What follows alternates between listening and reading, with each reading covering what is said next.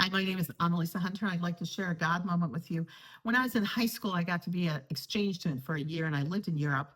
And here in the US, I was very active at church because my parents took me to church and my parents were active at church. But when I got to Europe, all my classmates, none of them went to church. And they all kept asking me, "Why are you a Christian?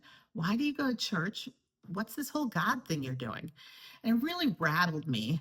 And I didn't really have a good answer to them because I was just doing what my parents did. When I came back, I had a couple of years where I was just really wrestling. And so I started testing God. I'm like, "God, show me a sign. Show me you exist. Show me that all this stuff is real." And all of a sudden, I had this message show up. It wasn't like a light, it wasn't specific words, but I just knew I got this message that said, "You're not going to see me until you take the first step." And then shortly after that, I had lunch with a friend who was an atheist, and he hated talking about God and church. He wanted nothing to do with it. But we were talking about some other stuff. But all of a sudden, he turned and looked at me. He says, "Your faith is really strong." And then he went back to his normal conversation. And I was just baffled and stunned. And I knew that was a Holy Spirit moment that God was speaking to my friend and affirming that I was on the right path and that my faith was growing.